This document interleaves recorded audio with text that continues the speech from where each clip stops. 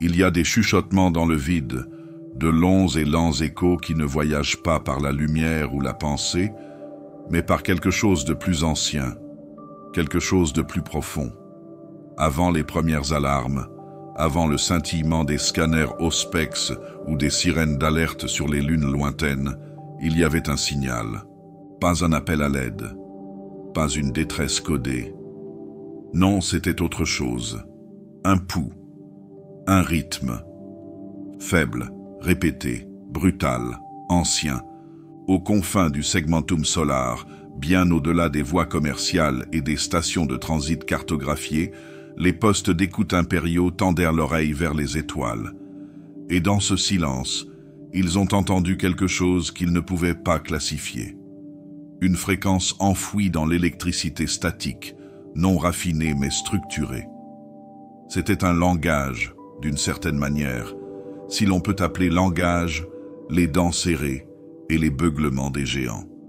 Les lex-mécaniciens ont fait leurs analyses. Les prêtres machines ont prononcé des litanies de corrélation. Mais les réponses ne sont jamais venues. Seul le signal subsistait, tel un tambour dans une jungle profonde et ancienne, se répercutant à travers les étoiles. C'est alors que les stations ont commencé à s'éteindre. Au début, c'était un filet d'eau. Une station lunaire déconnectée. Un relais réduit au silence. Une patrouille manquée. De petites anomalies, facilement enterrées sous la marée routinière des pertes logistiques de l'Imperium. Puis les silences se sont élargis. Des systèmes entiers ont cessé de transmettre. Les gouverneurs de planètes ont cessé de répondre. Les réseaux Vox se sont effondrés. Et pourtant, le signal continuait. Plus fort, plus proche. Ce n'était pas une invasion, pas encore. Pas au sens où l'Imperium entendait la guerre. Il n'y avait pas de déclaration, pas de bannière levée, pas de demande. Juste une absence, des pertes. Des mondes entiers disparurent, non pas dans les flammes, mais dans le silence. Lorsque la première flotte a été envoyée, elle n'a rien trouvé. Les plateformes orbitales vides tournaient toujours sous l'emprise de la gravité, leurs équipages introuvables. Les villes en contrebas étaient creusées, mais pas rasées, pas bombardées, comme si quelque chose était venu et avait simplement tout pris. La seule trace laissée était une odeur, épaisse dans l'air, comme de l'huile, des champignons et du sang. Et puis enfin le ver est apparu, non pas en signal, mais en lumière. Dans le ciel nocturne de Kadir Prime, une nouvelle constellation vit le jour. 3 vastes vaisseaux spatiaux, anguleux et grossiers, suspendus en orbite comme des cicatrices déchiquetées. Ils ne portaient ni héraldique, ni nom. Juste une masse pure, et cette lueur verte qui bourdonne. Sous eux, l'atmosphère commença à brûler. Le ciel est devenu maladif et artificiel. Les tempêtes se sont accumulées sans qu'il n'y ait de temps. Les champs magnétiques se sont rompus. Et depuis l'orbite basse, des formes brûlantes ont commencé à tomber. Il ne s'agissait pas de météores, c'étaient des orques. Non pas des bandes de guerriers en haillons ou des raiders dans des camionnettes de fortune, mais des colonnes, des régiments, disciplinés comme aucun document ne l'avait jamais montré. Ils ont frappé le sol non pas comme une marée, mais comme une avalanche, ordonnée et rapide. En quelques heures, les ruches sont tombées. En un jour, la résistance a disparu. Et lorsque les bannières vertes furent enfin levées, ce ne fut pas dans une joie émeutière, mais dans une déclaration solennelle. Les orques n'étaient pas venus pour piller, ils étaient venus pour régner. Ailleurs, d'autres mondes ont commencé à s'éteindre. Pas brûlés, pas brisés, absorbés. Le schéma était trop clair pour être ignoré. Le Mechanicus scruta ses banques de données. L'Inquisition réveilla de vieux protocoles. L'inquisiteur Korl de l'Ordo Xenos prononça une phrase qui n'avait pas été prononcée depuis des siècles. La bête peut revenir. Ce n'était pas un nom prononcé avec crainte, La crainte est trop douce.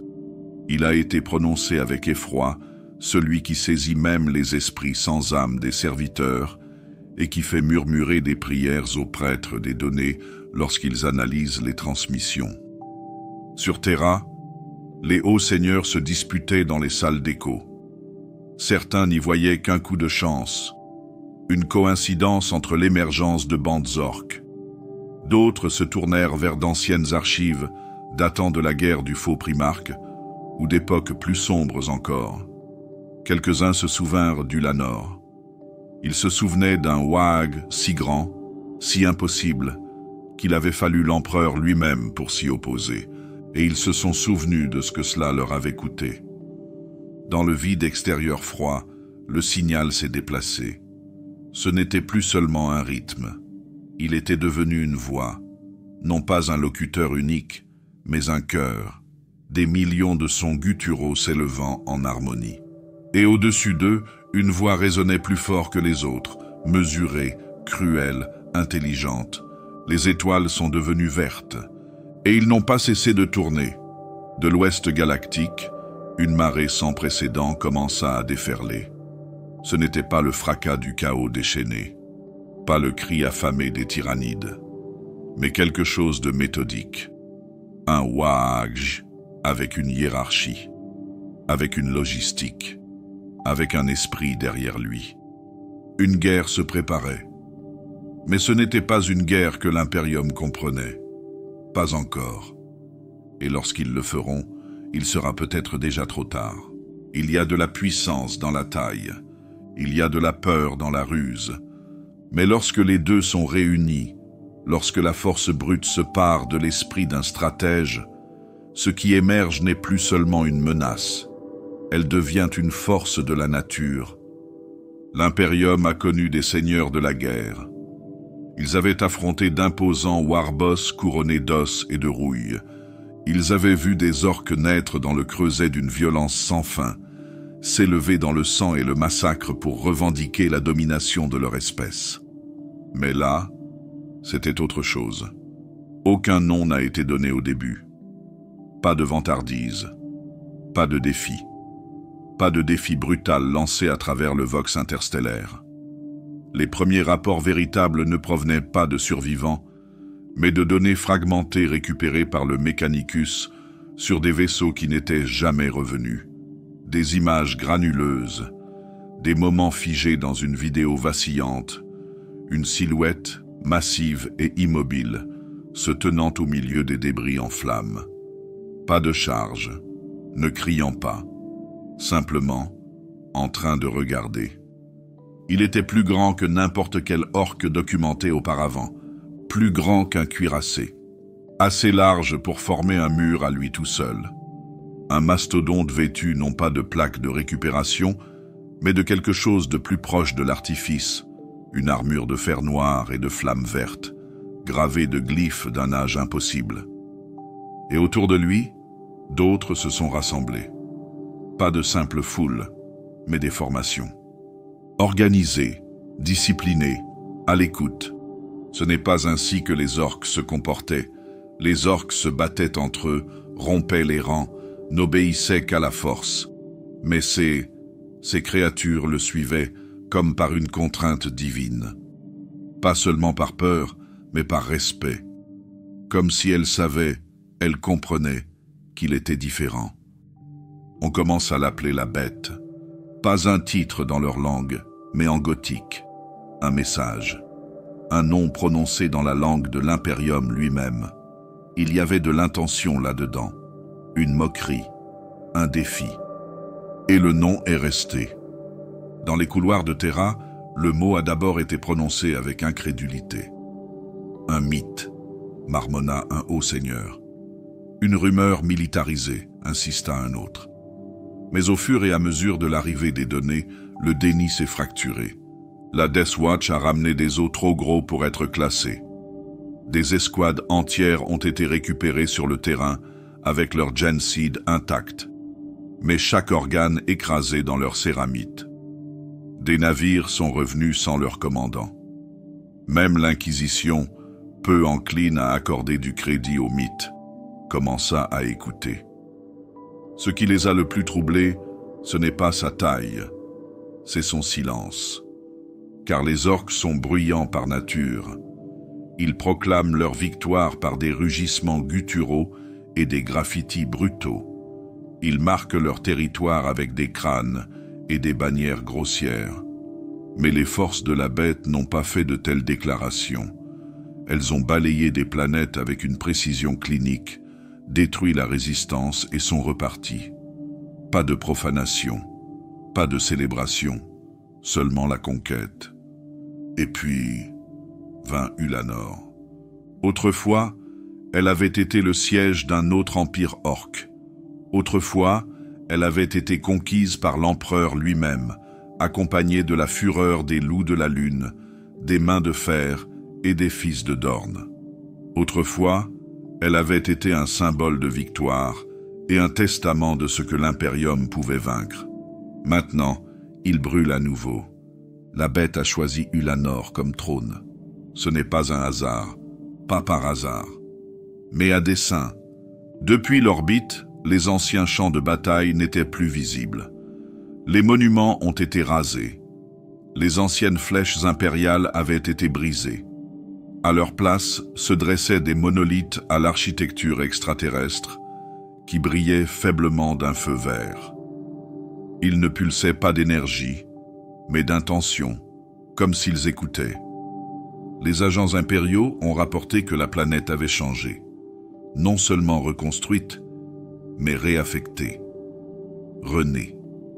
Sa tectonique s'est déplacée selon des schémas non naturels. De vastes fonderies tournaient nuit et jour sans fumée. Quelque chose sous la surface bourdonnait comme une machine vivante. Et au cœur de tout cela, la bête se tenait debout. Il n'a parlé qu'une seule fois.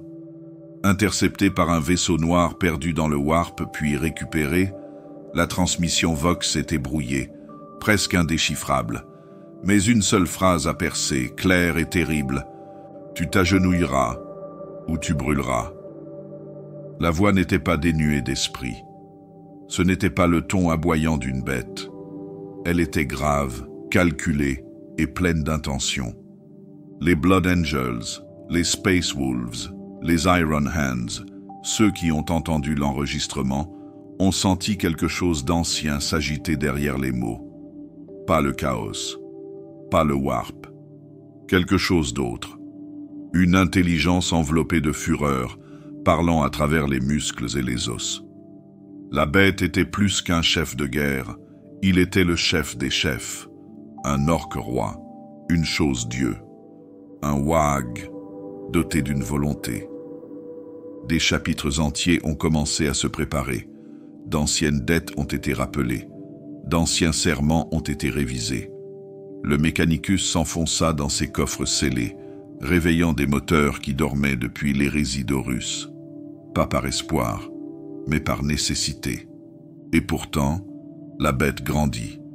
Pour chaque monde qui tombait, 10 autres juraient fidélité. Des orques qui ne s'étaient jamais rencontrés, jamais parlé, convergèrent vers Ulanor comme s'ils étaient attirés par le destin. Son rayon d'action s'étendait comme des racines dans l'obscurité. Il s'est levé, et la galaxie a tremblé. Il l'appelait Ardamantua l'inflexible, un monde forteresse dans l'ouest galactique, construite à partir de béton rocheux et de principes, fondée par les fils de Rogal Dorn à l'âge de la Renaissance, lorsque les échos de l'hérésie d'Horus hantaient encore les confins de la mémoire impériale.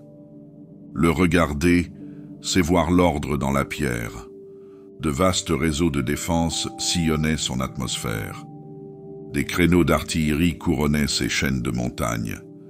Des bastions se dressaient en anneaux concentriques, conçus pour supporter siège après siège, sans aucun point de défaillance.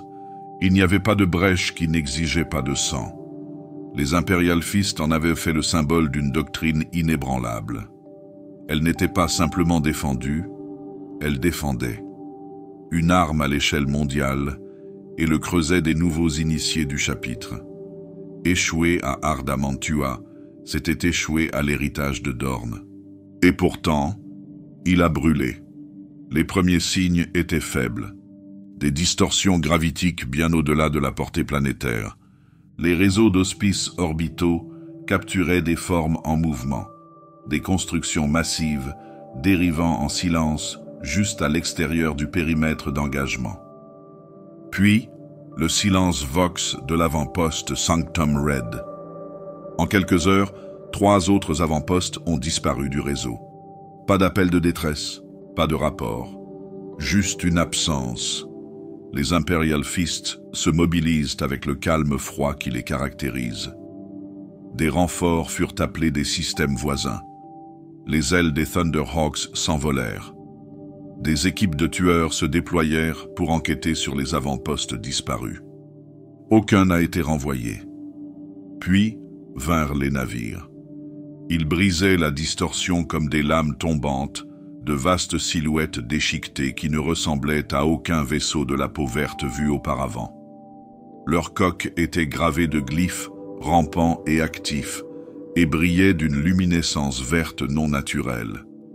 Il ne s'agissait pas d'épaves bricolées ou de tas de ferrailles flottants. Ils étaient délibérés, conçus. Les batteries orbitales ouvrent le feu. Des dizaines de coups de lance frappèrent juste.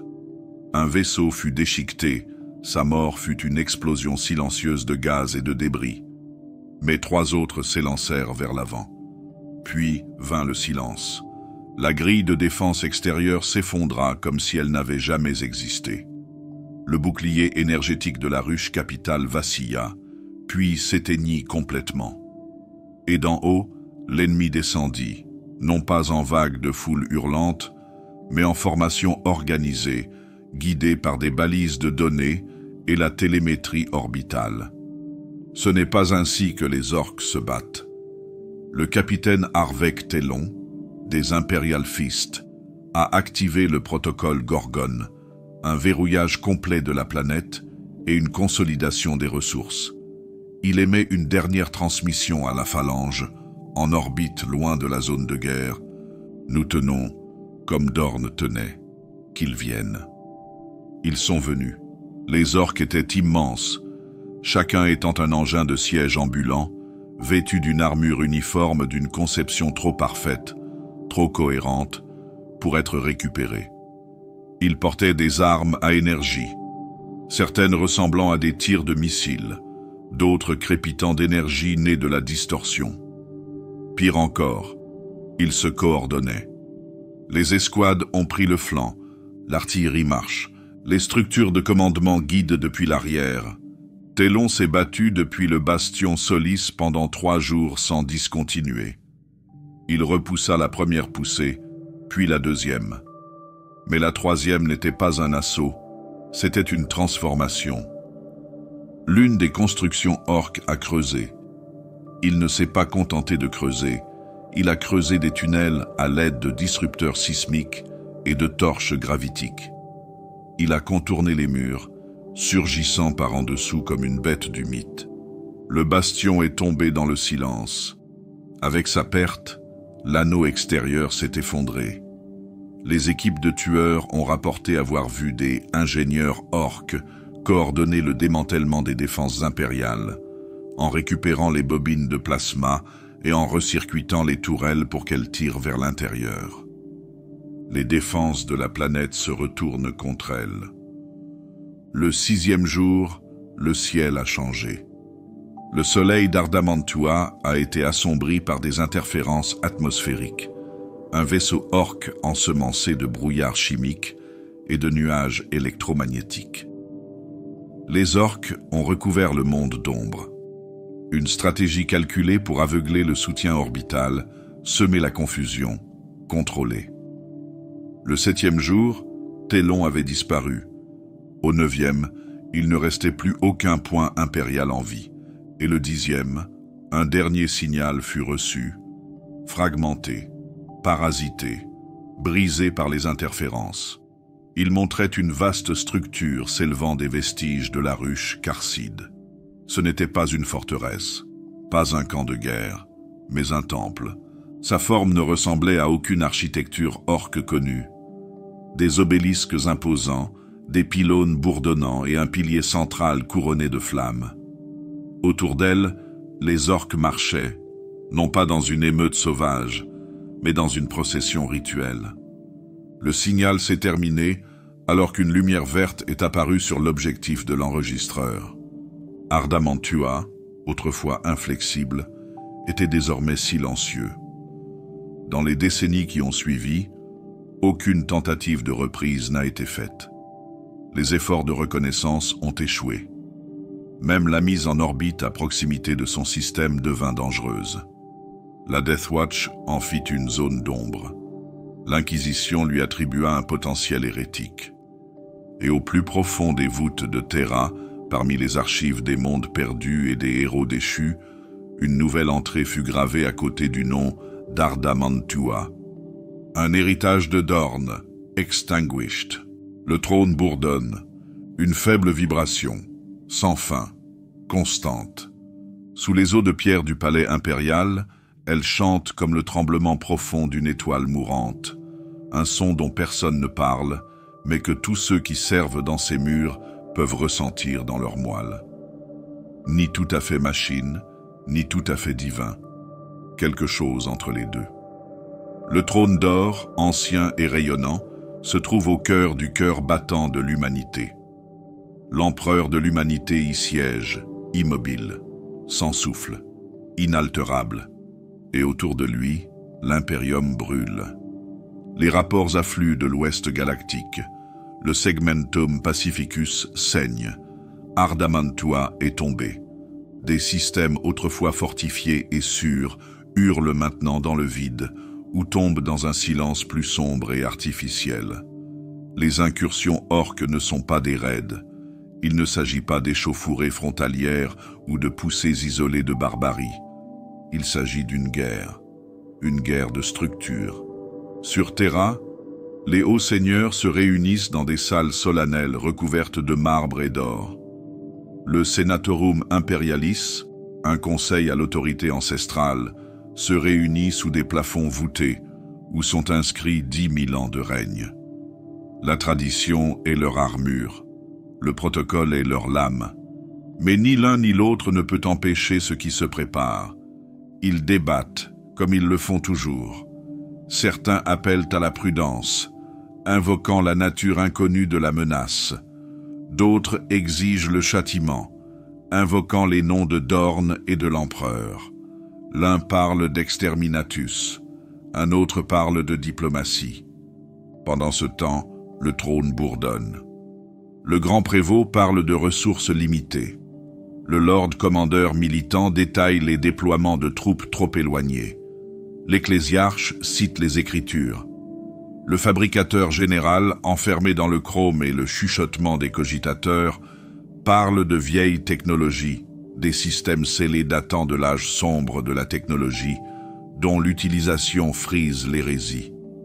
Et sous tout cela, la peur s'enroule comme de la fumée. Il ne prononce pas son nom à haute voix, mais tous le ressentent. Non pas la peur de la défaite, mais la peur du changement, de quelque chose qui ne s'intègre pas dans la grande machine de l'impérium. Les orques ont toujours été connus, grossiers, prévisibles, bruyants, contenables. Mais cette nouvelle force, cette bête, c'est autre chose. Quelque chose qui les connaît, comprend leur structure, se déplace autour de leur force. Une voix, plus discrète que les autres, ose prononcer l'ancien nom, Ulanor. Et avec elle, le silence s'abat sur la chambre. Ulanor, le siège du dernier grand empire orque. Ulanor, le champ de bataille où l'empereur lui-même a mené la charge finale. Ulanor, où Horus fut nommé maître de guerre, où les échos de la trahison se firent entendre pour la première fois. Les grands seigneurs se souviennent, ou du moins, ils se souviennent des archives. Les véritables souvenirs appartiennent à quelques personnes, aujourd'hui disparues depuis longtemps. Mais même les échos suffisent. Ce nom souille l'air comme de la cendre. Serait-ce le retour de ce qui a été vaincu? Dans l'ombre du palais, d'autres conseils se réunissent. Non pas les hauts seigneurs, mais ceux qui sont encore plus anciens. L'Inquisition sort de son long sommeil. L'Ordo Xénos se réunit. Les lames sont aiguisées. Des tomes sont ouverts. D'anciens avertissements longtemps enfouis dans les voûtes sont relus. Un inquisiteur, vêtu d'une robe gris ardoise, évoque la possibilité que ces orques aient évolué. Pas seulement au niveau de l'esprit ou de la forme, mais aussi au niveau de la doctrine.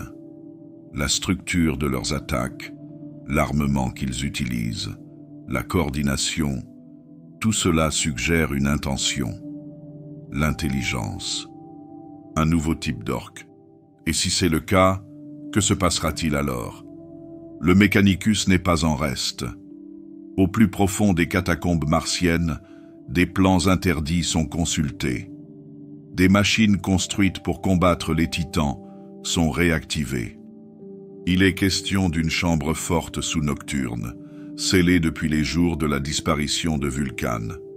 Il parle d'un artefact d'une puissance impossible. Terra écoute. Et pourtant, le trône ronronne. Depuis 10 000 ans, l'empereur est assis. Un dieu cadavre, soutenu par le vaste et incompréhensible moteur du trône d'or. Nourri par des psycheurs, vénéré par des milliards de personnes. Il ne parle pas, il ne bouge pas, mais le bourdonnement change. Il est imperceptible pour la plupart des gens. Un léger changement de fréquence, une pulsation plus profonde sous la statique de l'Astronomica. Les astropathes de Terra rapportent des rêves, des visions de feux verts, d'étoiles hurlantes, d'une voix que l'on n'avait pas entendue depuis les jours précédant l'hérésie. Certains disent que l'empereur rêve, d'autres disent qu'il remue, mais aucun ne sait, aucun n'ose. Dans l'immensité du palais, à côté des custodes, des prêtres techniciens surveillent les mécanismes du trône d'or. L'un d'eux enregistre une variation, une impulsion de puissance tirée, non pas du flux d'âme des psycheurs, mais du trône lui-même. Il le signale. L'enregistrement est effacé avant qu'il n'atteigne la surface. Car même ici, même sur Terra, même sous le regard de l'empereur, la peur fleurit. L'Imperium ne comprend pas encore ce qui se prépare. Mais les anciens systèmes le comprennent. Les reliques oubliées, les anciennes machines, les codes enfouis. Ils commencent à se réveiller. Et pourtant, le trône ronronne.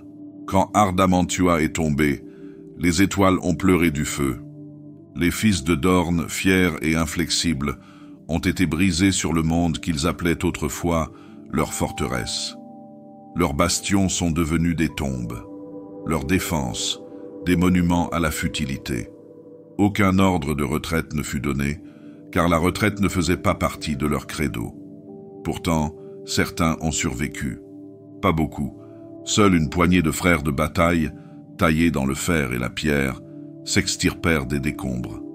Cicatrices, hémorragiques, brisées, non pas dans leur corps, mais dans leur âme.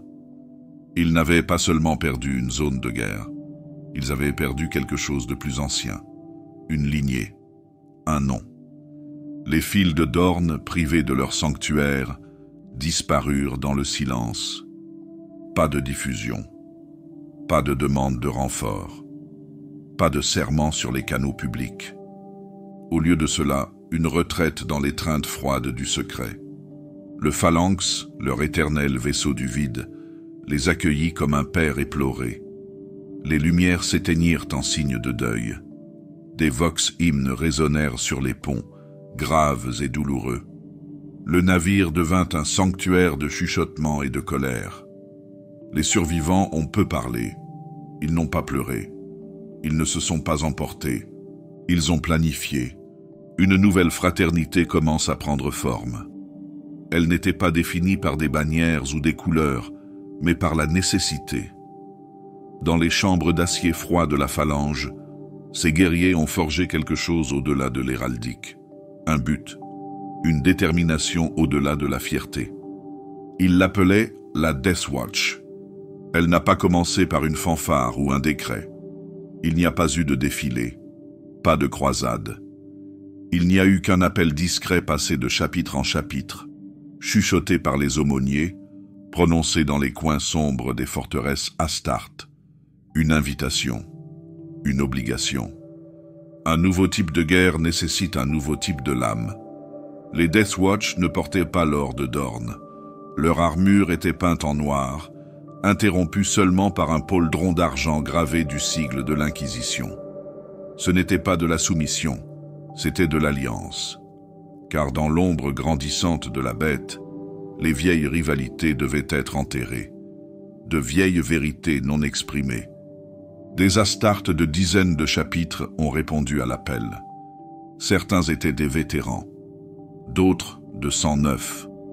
Tous ont été choisis, pas pour le grade, pas pour la gloire, mais pour ce qu'ils avaient en eux, pour la fureur qui pouvait être contrôlée, aiguisée avec précision, pour la discipline qui ne faiblirait pas, même lorsque les étoiles brûleraient.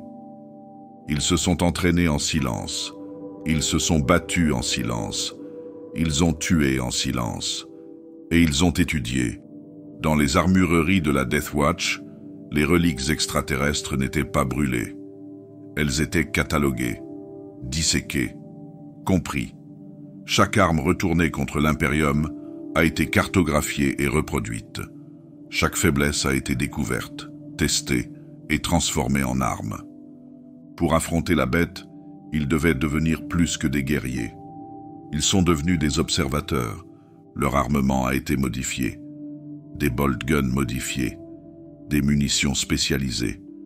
La xénotechnologie a été intégrée dans la conception de leurs armes, non par hérésie, mais par souci de survie.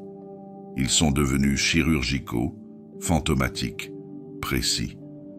Une seule équipe de tueurs pouvait faire ce qu'une compagnie entière ne pouvait pas faire. Pas par la force, mais par la concentration. Pourtant, sous les couches de secret et de spécialisation, quelque chose de plus profond subsiste. La vengeance. Ils n'avaient pas oublié Ardamantua. Ils n'avaient pas oublié les cris. Le silence. Les cieux brûlants. Chaque équipe de tueurs de la Death Watch déployée dans le vide portait ce souvenir. Ce n'était pas seulement une mission. C'était un chant funèbre écrit à coups de bolters et de lames. Leurs ennemis étaient nombreux, mais la bête se dressait au-dessus d'eux. Un nom inexprimé, mais toujours présent dans leurs serments. Dans les voûtes de la Death Watch, une chambre a été construite. Sans ornement, des murs nus, une seule châsse en son centre, sur laquelle étaient posés les restes brisés d'une plaque d'honneur d'Ardamantua. Personne ne parlait dans cette pièce. Personne n'était autorisé à s'agenouiller. Ce n'était pas un lieu de culte, c'était un lieu de mémoire. La Death Watch ne cherchait pas la gloire. Elle opérait dans des endroits que l'Imperium ne verrait jamais. Des actions d'abordage dans des vides obscurs. Des missions d'assassinat sur des rochers sans vie. Des frappes chirurgicales contre des enclaves xénos devenant trop audacieuses. Ils ne cherchaient pas à gagner des guerres, mais à en empêcher de plus grandes. Ils ont compris la vérité. La bête n'est pas une simple créature, ni un simple chef de guerre. C'était un changement. Un changement dans les étoiles. Un tournant dans le grand cycle de domination galactique. Et si l'Imperium ne pouvait pas s'adapter, s'il continuait à se battre selon les anciennes méthodes, avec les anciennes hypothèses, il mourrait. C'est donc la Death Watch qui a changé en premier. Ils n'étaient plus des fils de Dorne. Pas tout à fait. Plus maintenant. Ils étaient l'ombre de sa volonté, le tranchant de sa lame. Non pas le mur du bouclier, mais le couteau silencieux sous le menton de l'ennemi. Là où d'autres font des discours, ils font des plans. Là où d'autres brandissaient des bannières, ils levaient leurs bolt guns et tiraient.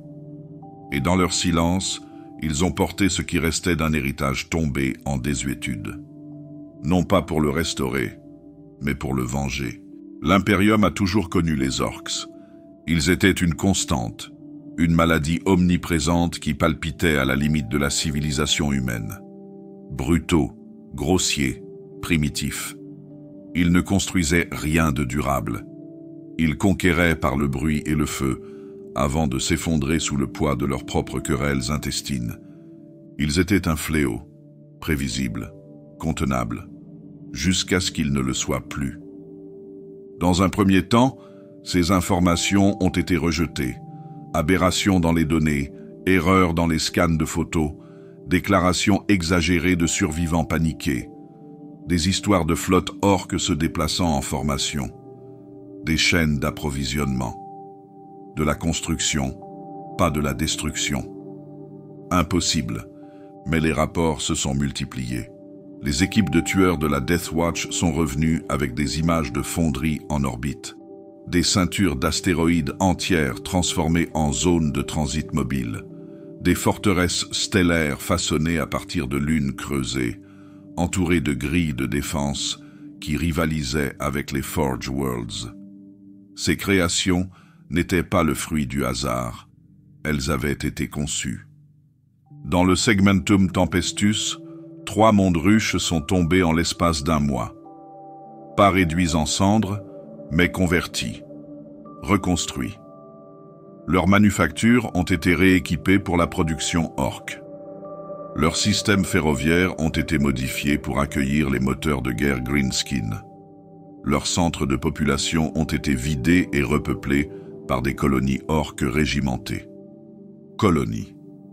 Un mot jamais utilisé auparavant pour décrire l'expansion orque. Ce n'était pas un WAG, pas dans le sens où l'Imperium l'entendait. C'était autre chose, quelque chose de plus lent, plus intelligent, plus utile. Lorsque l'Inquisition a reconstitué les transmissions interceptées, un schéma s'est dessiné.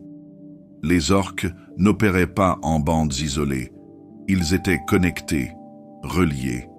Ils communiquaient à travers des années-lumière grâce à des systèmes de coordination rudimentaires, mais efficaces.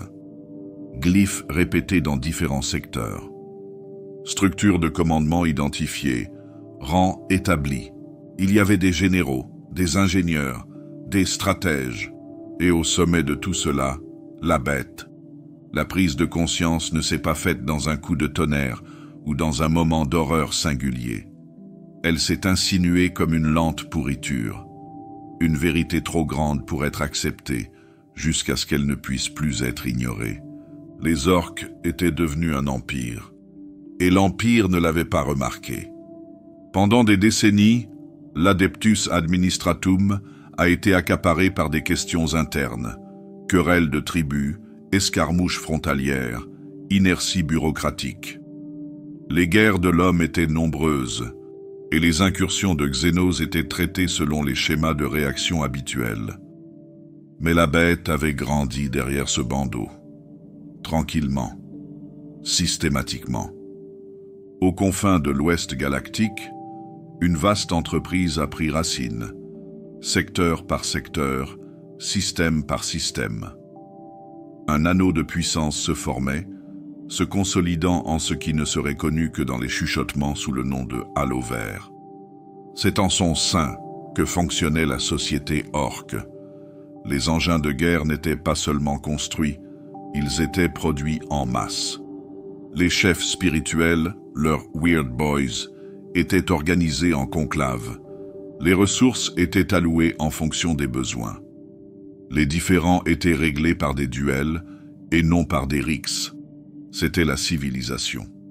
Brutale, étrangère, totalement inhumaine, mais une civilisation quand même. Et cela a terrifié l'Imperium, parce que cela signifiait que la bête n'était pas un symptôme. Ce n'était pas un chef de guerre chanceux aux tactiques étranges. Il était l'architecte de quelque chose de plus grand. Un jeu de longue haleine, une vision. Cela signifiait que la bête ne viendrait pas. Il construisait. Dans les profondeurs de l'Ordoxénos, les vieux textes ont été dépoussiérés. Des documents fragmentés datant de l'époque de la Grande Croisade. Des notes cryptiques de xénolinguistes disparus depuis longtemps.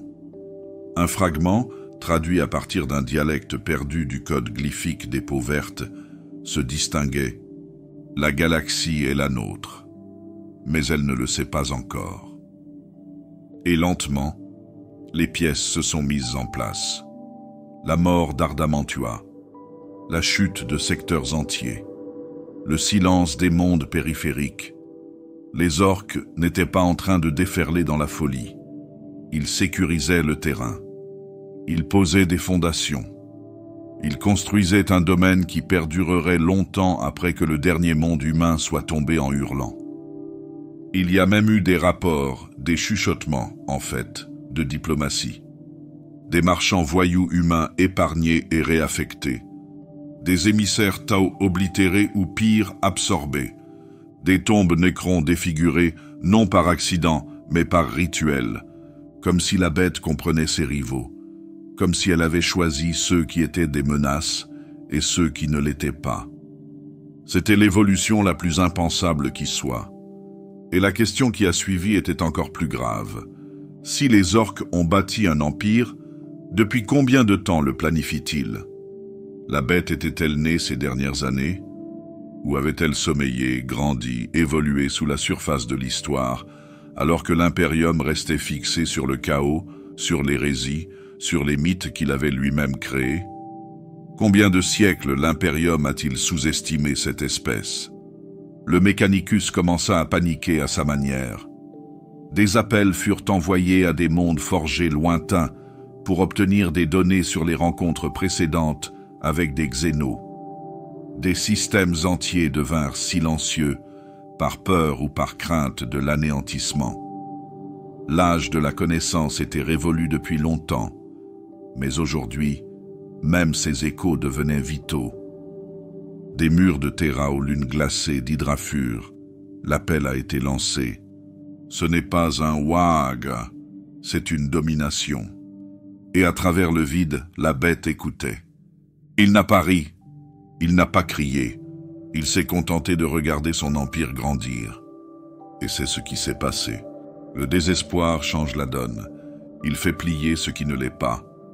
Elle adoucit les têtus. Même l'impérium de l'homme, ce vaste moteur rouillé de tradition et de fierté, commence à s'agiter différemment lorsqu'il est poussé au bord de l'extinction. L'empire orque s'était développé trop rapidement. Trop silencieusement. Un fléau pris pour du bruit, maintenant révélé comme une stratégie. Et maintenant, l'impérium le voyait pour ce qu'il était vraiment. Un empire avec un esprit, un but et une volonté de conquête qui reflétait les pulsions les plus sombres de l'humanité. Il n'y aurait pas de temps pour l'orgueil, pas de temps pour les retards bureaucratiques ou les vieilles rancunes. La bête y avait veillé. C'est ainsi que, pour la première fois depuis des générations, l'impensable s'est produit. Les grands seigneurs tendent la main, non seulement à leurs vassaux, mais aussi à leurs rivaux. Une convocation d'urgence fut convoquée. Des inquisiteurs s'assirent à côté de maîtres de guerre. Des marchands clandestins offrirent des renseignements aux lords généraux.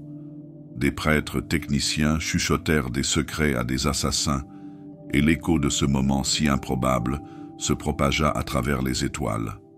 Une alliance difficile s'est alors formée. Ce n'était pas l'unité, pas dans l'esprit, mais dans le besoin. À la forteresse Watch Eriok, la Death Watch a révélé ses découvertes. Des images de vaisseaux orques se déplaçant en grille, des cartes stellaires marquées de glyphes pointant vers Ulanor, d'étranges relevés biologiques sur des cadavres de peau verte capturés, des organismes qui montraient des signes d'évolution artificielle, plus intelligents, plus rapides, conçus à dessein. L'Inquisition a écouté, et pour une fois, elle n'a pas censuré. L'Adeptus Mechanicus, réticent et fier, ouvrit des banques de données scellées, des coffres qui n'avaient pas été percés depuis l'hérésie d'Horus.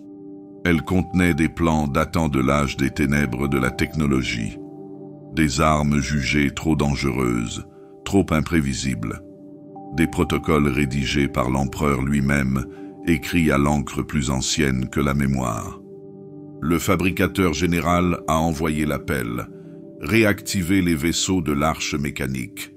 D'énormes vaisseaux débordant de feu interdits, des moteurs qui brûlaient à travers la distorsion et le vide. Une seule arche pouvait raser une planète. 5 d'entre eux étaient prêts. En échange, l'Astra Militarum a promis des corps, des millions, issus des mondes ruches, des agriplanètes, des colonies pénitentiaires. Des flottes de transport furent réquisitionnées, leurs soutes remplies de désespérés en uniforme. Des régiments furent constitués à partir de pièces détachées, des hommes et des femmes qui ne s'étaient jamais rencontrés, commandés par des officiers qui connaissaient à peine leur nom. Les Space Marines ont répondu différemment. Ils ne sont pas venus en tant qu'armée, mais en tant que loups. Ils frappaient à partir de croiseurs d'attaque et de balises de téléportation. Tous les chapitres n'ont pas répondu à l'appel, certains étaient engagés dans leur propre guerre, d'autres hésitaient à se battre sous un commandement centralisé. Mais ceux qui comprenaient l'ampleur de la menace, ceux qui avaient vu l'ombre de la bête de leurs propres yeux, vinrent rapidement. Les Templiers noirs, les poings pourpres, les mains de fer, même un détachement d'ultramarines venu de l'Est lointain a répondu à l'appel. Dans le vide au-dessus d'Hydrafur, un rassemblement de vaisseaux de guerre assombrissait les étoiles. Une armada que l'on n'avait pas vue depuis l'époque de la Grande Croisade. Elle ne portait pas de nom, pas de chef unique. Mais sa présence annonçait ce qui allait suivre. Ils allaient frapper Ulanor, mais pas en conquête, en survie. Pour ce faire, l'Imperium a commencé à déterrer des outils longtemps enfouis par le temps et les tabous. L'Officio Assassinorum a activé des temples entiers à la fois, Vindicar, Calidus, Culexus et Versor. Une grande convergence de lames et de poisons. Le but n'est pas de déstabiliser, mais de décapiter. Si la bête pouvait être atteinte, on pouvait l'achever. Si elle avait des lieutenants, on pouvait les réduire au silence. Les chevaliers gris, dans le plus grand secret, ont déployé de petits cadres dans les chemins ravagés par la distorsion près du halo vert. Non pas parce que le chaos était impliqué, mais parce que les échos psychiques près de la bête ne ressemblaient à rien de connu. Peut-être s'agissait-il du lien latent des orques avec le Warp. Peut-être s'agissait-il de quelque chose de pire. L'ecclésiographie, pour ne pas être en reste, déclare une croisade. Les pèlerins deviennent des soldats, la foi devient une armure. Les sanctuaires ont été transformés en points de ralliement. Les prédicateurs ont défilé avec des cimetères et des chapelets. Leur présence était symbolique, mais puissante, car l'impérium ne bouge pas sans croyance. Et la croyance était nécessaire maintenant, plus que jamais. L'assaut combiné n'était pas beau, il n'était pas propre.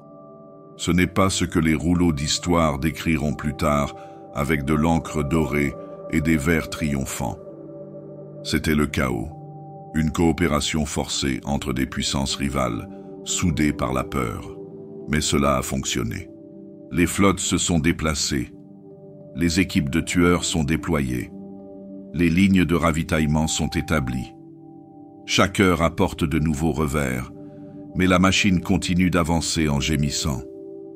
Et ce faisant, quelque chose s'est mis à bouger sur Ulanor. Les orques ont senti venir la tempête. Ils ont ajusté leur défense. Ils ont renforcé les mondes clés. La bête n'a pas paniqué. Il s'est préparé. Au cœur de son empire, il a regardé les étoiles changer. Il voyait l'Imperium se rassembler. Il connaissait leurs tactiques, leurs tendances. Il savait qu'ils avaient enfin accepté la vérité. Ce n'était pas une guerre qu'ils pouvaient gagner avec la tradition. C'est ainsi que les deux camps ont aiguisé leurs lames. L'Imperium a riposté. Pas dans le triomphe, pas dans la gloire, mais parce qu'il n'y avait pas d'autre choix. Certains récits sont chuchotés comme des souvenirs, d'autres sont préservés comme des mythes. Et puis il y a les histoires qui reviennent, non pas comme des échos, mais comme une flamme. Vulcan a vécu. Les archives se sont tues depuis longtemps. Son destin est scellé par des demi-vérités et des spéculations. Certains disaient qu'il s'était évanoui dans le vide pendant l'effondrement, à la recherche d'armes pour détruire les ennemis de l'homme. D'autres affirmaient qu'il avait marché dans le feu et n'en était jamais ressorti. Quelques-uns pensaient qu'il marchait toujours parmi les étoiles, observant, attendant, gardant quelque chose d'ancien et de terrible. Mais personne ne s'attendait à ce qu'il revienne. Pas maintenant. Pas au crépuscule de l'espoir, lorsque l'impérium gémissait sous le poids de l'empire de la bête et que les étoiles pleuraient des cendres. Il est apparu sans héros, sans fanfare, pas de prophétie. Une simple flambée de feu vert dans le vide au-dessus d'Obsidian 5, une déchirure de distorsion qui s'est épanouie comme une plaie saignante. Un vaisseau noirci par l'âge, à moitié enterré dans la pierre et les flammes, en sortit. Il se déplaçait comme un léviathan blessé, silencieux et lent, portant la marque de Nocturne sous un voile de cendres. À son bord, il se tient debout, plus grand que n'importe quel Astartes. Sa carcasse est enveloppée de céramides brûlées, fracturée et reforgée des milliers de fois. Sa peau, d'un noir de jais, est brûlée par une chaleur émeraude. Des yeux brûlants de douleur mais clairs, concentrés. Vulcan, un primarque, un fils de l'empereur, quelqu'un qui a enduré. Les salamandres, les rares qui restaient encore, dispersés et battus par l'avancée des orques, pleuraient dans un silence révérencieux. Leur père était revenu, non pas comme un sauveur à la lumière dorée, mais comme un marteau reforgé dans l'agonie. Au début, il parle peu. Il n'a pas demandé de cérémonie, pas de titre ni de trône. Il a demandé des zones de guerre, il a demandé des cartes, puis il a demandé du feu. Le Mechanicus, bien que méfiant, lui offrit des reliques qui dormaient depuis l'hérésie, des armes d'origine inconnue, cachées sous Mars et Anvilus. Vulcan les étudia en silence, n'acquiesçant qu'une seule fois. Il en sélectionna 3 et ne donna aucune raison. Les fabricants ne le questionnèrent pas. Il a rencontré les grands seigneurs, non pas pour s'agenouiller, mais pour parler. Sa voix n'était pas celle du tonnerre, comme le prétendent les histoires. Elle était grave, rugueuse, mesurée. Chaque mot avait du poids, et aucun n'était gaspillé. Il ne les a pas réprimandés pour leur échec. Il leur a dit ce qu'était la bête. Pas seulement un seigneur de guerre, pas seulement une mutation, un miroir. La bête était ce que l'humanité pouvait devenir sans retenue, sans but, sans unité. Il était le feu tourné contre le foyer, la force sans l'âme. Vulcan a donc apporté la seule réponse qu'il connaissait, l'unité par le sacrifice. Il a pris le commandement non pas par décret, mais par sa présence. Les chapitres qui avaient refusé de se battre sous d'autres lui firent plier le genou. Même les Templiers noirs, fiers et inflexibles, lui offrirent leur lame. Non pas parce qu'il les commandait, mais parce qu'il les comprenait. Il n'a pas promis la victoire. Il a promis de brûler avec eux. La Death Watch, toujours silencieuse, lui a donné le compte-rendu complet de ses campagnes. Du Lanor au Halo Vert. Des assassinats ratés aux escarmouches réussies. Vulcan lut chaque ligne. Il les a mémorisés. Et à la fin, il demanda une force de frappe. Pas le plus grand, pas le plus fort, les plus blessés. Ceux qui avaient survécu à Ardamantua. Ceux qui avaient perdu. Ceux qui avaient encore quelque chose à brûler. Ils l'ont suivi sans poser de questions.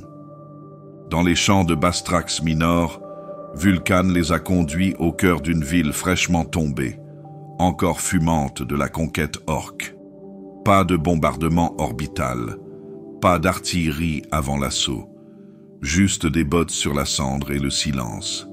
Il marchait à l'avant, marteau en main, brillant d'une lumière volcanique. Les orques chargent. Et puis, ils se sont arrêtés. Ils l'ont vu. Certains ont tiré. D'autres hésitèrent. Mais quelques-uns, seulement quelques-uns, brandirent leurs armes dans un geste qui n'était pas tout à fait de la peur, mais de la reconnaissance. La bête leur avait raconté des histoires, de l'imbrûlable. Vulcan s'effrayait un chemin à travers ce champ de bataille sans cri de guerre, sans prière. Sa fureur était silencieuse, sa douleur était contrôlée. Autour de lui, les Death Watch se battaient comme des fantômes, suivant son rythme. Lorsque la dernière peau verte est tombée, la ville commençait déjà à s'effondrer. Vulcan la contemplait sans la moindre victoire dans son regard. Il n'y avait que de la tristesse. Il a ordonné qu'il soit brûlé. Pas de sanctuaire, pas de mémorial, pas de nom. Seulement des cendres. Il savait ce qui allait suivre. Ulanor, le monde qui a porté le trône de la bête. Le monde où les légendes meurent. Mais d'abord, il devait en rassembler d'autres. Pas seulement des guerriers, mais ceux qui en avaient trop vu, trop perdu. Il ne cherchait pas la force dans les armures ou les sceaux de pureté. Il la cherchait dans les cicatrices. Parce que Vulcan a vécu. Et dans son feu, l'Imperium a trouvé quelque chose qu'il avait perdu.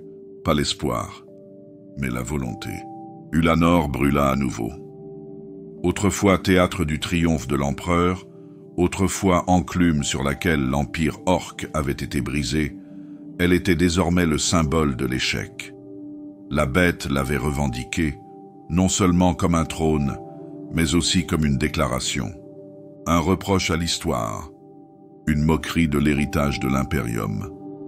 Un rappel que rien, pas même la victoire, n'est éternel. Depuis l'orbite, Ulanor n'a pas l'air vert. Il brillait de champs d'énergie et de grilles de plasma. Les anneaux de défense orbitaux brillaient comme des constellations de haine. Des continents entiers avaient été transformés en réseaux de forteresses, recouverts de boucliers anti-vides et de canons d'artillerie de la taille d'une ruche. L'assaut final ne sera pas rapide. Il ne sera pas glorieux. Ce serait la ruine. Vulcan a mené la charge. Il ne se tenait pas sur un pont de commandement. Il n'a pas donné d'ordres à distance. Il a marché sur la surface d'Ulanor, vêtu d'une armure criblée de cendres, entouré de gens brisés et de braves. Des Astartes d'une douzaine de chapitres le suivaient. Des agents de la Death Watch, des vétérans couverts de cicatrices et des survivants des mondes que la bête avait écrasés. L'assaut a commencé par des tirs. Les vaisseaux de l'Arc Mechanicus ont déclenché des barrages de brise-planètes à travers l'équateur, vaporisant des remparts entiers. Le ciel saignait d'éclairs. Les nacelles de largage pleuvaient comme des étoiles filantes. Les défenses orques réagirent instantanément. Les tourelles tournoyèrent, les boucliers anti-vides crépitèrent et les batteries anti-aériennes assombrirent les nuages. Ce n'était pas une bataille, c'était un massacre. Mais l'Empire a continué à avancer. Pas par stratégie, pas par supériorité, parce qu'il n'y avait pas d'autre choix. Dans les tunnels sous la ruche Mordac, l'équipe Kill Team Solis a fait exploser un noyau de fusion pour ouvrir une brèche dans un nexus de commandement. Dans les ruines brûlantes du secteur Gamma 3, les Iron Hands ont progressé mètre par mètre, perdant une compagnie entière face à un seul Warboss méga blindé avant qu'il ne tombe finalement. Les Blood Angels s'élançaient à travers les tempêtes de feu, des ailes de flammes sur des jump packs fissurés. Les Templiers noirs fonçaient tête baissée dans l'artillerie, psalmodiant des prières alors qu'ils disparaissaient dans la brume rouge. Et au-dessus d'eux, à travers la fumée et les ruines, Vulcan se déplaçait. Il était infatigable. Là où il frappait, les orques tombaient comme des statues brisées. Là où il passait, les guerriers retrouvaient leur souffle. Mais la bête attendait. Il ne s'est pas caché dans des bunkers, il n'a pas fui. Au cœur d'Ulanor, une citadelle noire s'élevait comme une couronne de fer et de pierre, enveloppée de runes et de tonnerre. La bête se tenait au sommet. Elle regardait. Il était plus grand que tout ce qui a été enregistré, plus grand que n'importe quel cuirassé, plus grand que le cœur d'un seigneur de guerre titan. Une montagne de souffle et d'os, vêtue d'une armure qui irradiait de puissance, entourée de glyphes massifs qui pulsaient d'une lumière verte maladive. Mais ses yeux étaient calmes. Il a attendu. Vulcan est monté seul. Pas de fanfare, pas de mur de bouclier. Juste un primarque marchant dans l'ombre. Derrière lui, les derniers membres de la Death Watch quittèrent le sanctuaire extérieur. Mais aucun ne franchit le seuil de la citadelle. Ce n'était pas pour eux. Ce qui s'est passé à l'intérieur de ces murs ne peut être entièrement connu. Seulement des échos. Une secousse dans la croûte d'Ulanor. Un éclair aveuglant. Un cri qui a déchiré les canaux Vox et réduit au silence la moitié de la flotte. Certains disent que c'était Vulcan. D'autres disent que c'était la bête. D'autres encore disent que c'était les deux. Ce que l'on sait, c'est que, lorsque les portes de la citadelle s'ouvrent, elles ne tombent pas sous l'effet des explosifs, mais de l'absence. Et la bête était morte. Son corps, ce qu'il en restait, était méconnaissable. Noir carbonisé, les organes fusionnés à l'armure. Même mort, il rayonnait de pression, comme si l'univers se courbait légèrement autour de son cadavre. Il fallut 3 Thunderhawks pour retirer ses restes du champ de bataille. Un mort, une relique, un avertissement. Et Vulcan n'était plus là. Pas de traces, pas de sang, pas de balises. Certains pensaient qu'il avait péri lors du coup de grâce. D'autres murmuraient qu'il avait disparu dans l'ombre une fois de plus, comme il en avait l'habitude, lié à un destin qu'aucun ne pouvait nommer. Quelle que soit la vérité, on ne l'a pas retrouvé. L'Imperium a déclaré la victoire. Ulanor a été marqué comme purifié. La bête fut tuée. La WAG s'effilocha dans les jours qui suivirent. Les forces orques, autrefois si ordonnées, ont sombré dans le chaos. Leur unité s'est brisée. L'Empire s'est effondré, non pas dans le feu, mais dans la dissonance. Sans la bête, leur but n'avait plus d'ancrage. Cela aurait dû s'arrêter là. Mais avant que le corps ne soit scellé en stase, avant qu'il ne soit emmené sur Terra pour y être étudié et exposé, l'un des inquisiteurs examinant le cadavre fit une dernière remarque. Un tremblement dans l'air, une lueur de mouvement. Il s'est rapproché, et dans les parasites de son Vox enregistreur, une voix a chuchoté. « Nous n'avons pas encore fini. La victoire est une chose étrange dans l'Imperium. Elle ne s'accompagne pas de joie, de paix ou d'allègement du fardeau. Elle n'apporte pas de célébration. Il arrive plutôt comme un dépôt de poussière, doux et étouffant. La bête était morte. Ulanor réduit au silence. L'empire orc s'est fracturé. Mais l'Imperium ne s'est pas réjoui. Il est resté debout, brûlant. 1 millier de mondes sont en ruine. Des secteurs entiers ont été dépeuplés. Les villes ruches étaient rasées. Les océans bouillaient. Le ciel était noirci par la fumée de ce qui n'aurait jamais dû brûler. La guerre est terminée. Mais quelque chose de plus froid avait pris sa place. À travers les étoiles, les astropathes envoyaient des impulsions codées, des alertes de cessation, pas de triomphe. Les capitaines de flotte se retirèrent, réaffectés non pas pour se reposer, mais pour réprimer l'agitation. Les inquisiteurs retournèrent dans leurs chambres obscures pour parler à voix basse de ce qu'ils avaient appris et de ce qu'ils avaient perdu. Il n'y a pas eu de défilé. Trop de bannières ont été brûlées. Trop de héros enterrés dans des terres oubliées. Trop de fils de l'empereur abandonnés sur des rivages étrangers. Leurs noms jamais enregistrés. Leurs sacrifices connus seulement des étoiles. Pire encore, il n'y avait aucune certitude. Bien que le corps de la bête ait été scellé en stase, conservé dans une chambre forte située sous la surface de Terra, le malaise s'y accroche comme de la moisissure. Son cadavre semblait défier toute étude. Ses organes pulsaient faiblement lorsque personne ne regardait. Son armure chuchotait sur les scanners Auspex. Certains parmi les Mechanicus ont suggéré de le brûler. D'autres voulaient le disséquer. Au lieu de cela, il a été enterré. Pas par respect, mais par crainte. L'Imperium voulait avant tout oublier. Ils ont essayé. Ils ont toujours essayé. Mais l'oubli est difficile quand les blessures saignent encore. La guerre avait exigé l'unité, mais seulement pour un temps. Et maintenant que la bête a disparu, les fils commencent à s'effilocher. Les vieilles rivalités se ravivèrent comme des braises sous la cendre. Les grands seigneurs qui s'en étaient remis à d'autres pendant la crise chuchotaient maintenant derrière des portes closes, remodelant les alliances, comptant les dettes, mesurant l'influence. Le Sénat a recommencé à se chamailler. Les décisions ont été ralenties. Les édits ont été retardés. Les ressources sont réorientées non pas vers la reconstruction, mais vers la prise de contrôle. Et la confiance? Il a été le premier à mourir. Beaucoup de Space Marines en avaient trop vu. Se sont battus trop durement.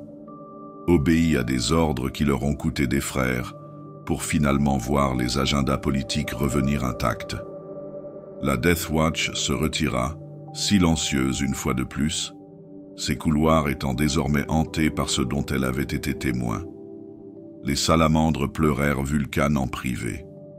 D'autres nièrent qu'il était revenu. Sans ennemi commun, les fissures se sont élargies. L'ecclésiarchie, humiliée par son manque de pertinence pendant le conflit, a lancé une série de campagnes de sanctification exigeant la purification des mondes touchés par les orques, même ceux qui ont été à peine endommagés. La foi doit être restaurée, disait-il. Le feu apporterait la pureté. Sur certains mondes, les flammes ne provenaient pas des Xénos, mais de l'intérieur. L'Inquisition s'est divisée. Une faction pensait que les orques avaient été altérés par une force inconnue. Une autre soutenait qu'il s'agissait simplement d'une évolution, que les orques avaient atteint un potentiel latent. Aucun des deux camps ne parvenait à se mettre d'accord. Tous deux craignaient les implications. Car si les orques avaient choisi de bâtir un empire, ils pourraient le faire à nouveau. Ailleurs, des commerçants malhonnêtes ont fouillé les décombres de l'espace contrôlé par les bêtes. Ils ont trouvé des mondes fantômes, des villes intactes mais vides, des statues de la bête dans des endroits qu'aucun orc n'aurait pu sculpter. Des structures d'utilité inconnues, bourdonnant faiblement d'énergie résiduelle. Et toujours, les glyphes. Des glyphes qui ne correspondent à aucun dialecte connu. Des glyphes qui semblaient pulser lorsqu'on les observait. Des glyphes qui, dans certains cas, bougeaient. Le Mechanicus les a catalogués. L'Inquisition les a supprimés. Mais la rumeur s'est répandue. Dans le vide, les chuchotements vont vite. C'est ainsi que l'Imperium resta debout, meurtri, incertain, ébranlé. Une victoire, oui, mais elle a été payée par le sang et la mémoire. Et bien qu'elle ait tenté de revenir à la normale, certaines choses n'ont pas pu être défaites. Les étrangers qui ont combattu aux côtés des Astartes considèrent désormais les grands seigneurs avec mépris. Les commandants de la garde impériale remettent plus ouvertement les ordres en question. Même au sein de l'Adeptus Astartes, les schismes se creusent entre les partisans de l'indépendance et ceux qui ont plié le genou par souci d'unité. Et dans l'obscurité, l'ambition a fleuri. Une nouvelle génération de fonctionnaires, forgés dans la crise, voit maintenant une opportunité. Ils ont goûté au pouvoir pendant la guerre. Ils ont dirigé des flottes, géré des ressources. Ils ont exercé leur influence sur des sous-secteurs entiers. Maintenant que la menace a disparu, ils ne veulent pas y renoncer. et parmi eux, un homme, calme, calculateur, Drakan Vangorić, grand maître des assassins. Il a observé la guerre derrière un miroir. Il a envoyé ses agents là où c'était nécessaire. Éliminer ceux qui menaçaient la stabilité. Il a veillé à ce que la victoire soit remportée, non pas avec honneur, mais avec ordre. Et il avait appris une leçon. Lorsque le chaos frappe, ceux qui agissent en silence prospèrent. Ainsi, alors que l'Imperium comptait ses morts, enterrait ses armes et tournait son regard vers l'intérieur. Une autre guerre commence, pas de l'âme, mais des ombres. Thème 2. La décapitation. La guerre est terminée. Mais la paix dans l'Imperium n'est jamais qu'un mensonge raconté à ceux qui sont fatigués. Une douce berceuse murmurée au-dessus des charniers. Une promesse que demain sera meilleur, même si les roues de la ruine continuent de tourner. Drakan Vangorić ne croit pas en la paix. Il croyait en l'ordre. Il marchait dans les couloirs du palais impérial, non pas comme un seigneur, ni comme un guerrier, mais comme une ombre. Vêtu de noir, les yeux comme de l'eau immobile, il se déplaçait avec précision dans les couloirs dorés de Terra. Ses vêtements étaient simples, son visage banal, son nom rarement prononcé, mais chacun de ses pas laissait des traces sur la mer de l'Imperium. Il était le grand maître des assassins, maître de l'Officio Assassinorum, directeur de la mort, conservateur du silence, et il a regardé. Il regarda les hauts seigneurs retourner à leur routine, se disputant sur des décrets mineurs, débattant de logistique alors que les cicatrices de la guerre de la bête fumaient encore dans les étoiles. Il les vit se réfugier dans le confort, leur peur oubliée, leur urgence dissoute. Il a vu les maisons nobles s'engraisser, les sénateurs chuchoter, les ecclésiarques prendre des postures. Il a regardé la machine reprendre son travail sans fin, et il a souri. C'était un mince sourire, silencieux, mesuré.